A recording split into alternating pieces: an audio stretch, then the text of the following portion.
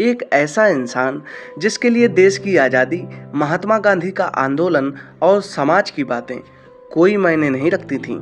उसके लिए सब कुछ बस एक ही चीज़ थी, शराब की वो बोतल।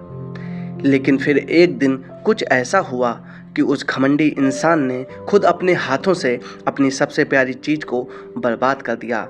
नमस्कार दोस्तों, मैं हूं गौरव निषाद और आज मैं आपको सुनाने जा रहा हूं मुंशी प्रेमचंद जी की एक बेहद आंखें खोल देने वाली कहानी, दुस्साहस। कहानी शुरू होती है लखनऊ के नौबस्ते मोहल्ले से। यहाँ रहते थे मुंशी मैकूलाल, पेशे से वकील, बड़े दयालु और चालाक थे। लेकिन उनकी एक सबसे बड़ी कमजोरी थी, शराब, गांजा और चरस।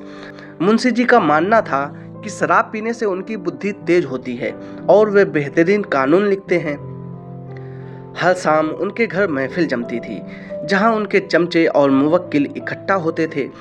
मुंशी जी को देश दुनिया से कोई मतलब नहीं था, उनके लिए अदालत और शराब ही असली दुनिया थी। लेकिन एक शाम कुछ ऐसा हुआ जिसने मुंशी जी के होश उड़ा दिए। रोज की तरह महफिल सजी थी, लेकिन नौकर अलगू शराब की बोतल के बिना ही खाली हाथ वापस आया। उसने बताया कि स्वदेशी आंदोलन के कार्यकर्ताओं ने शराब दुकान का रास्ता रोक रखा है।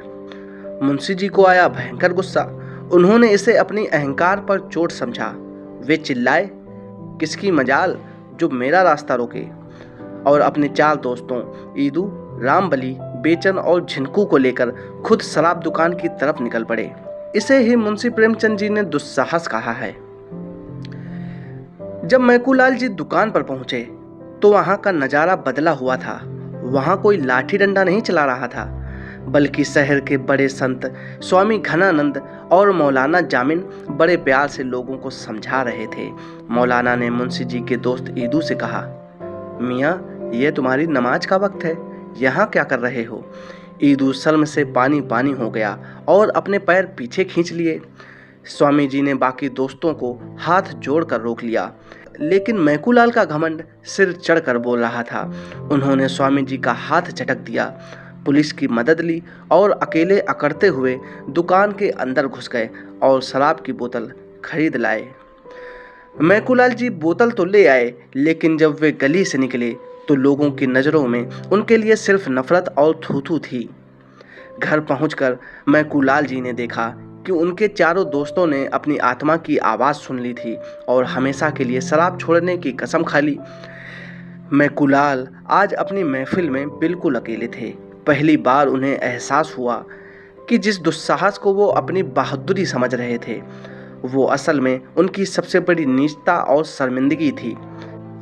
समाज की थू-थू और अपने दोस्तों का ये बदलाव देखकर मैकूलाल जी के भीतर का इंसान जाग उठा और फिर एक जोरदार आवाज आई।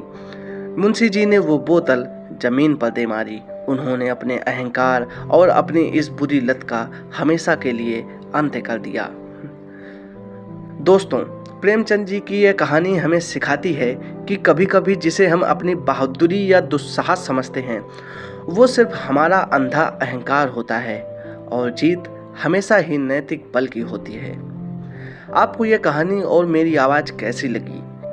कमेंट करके ज़रूर बताइएगा।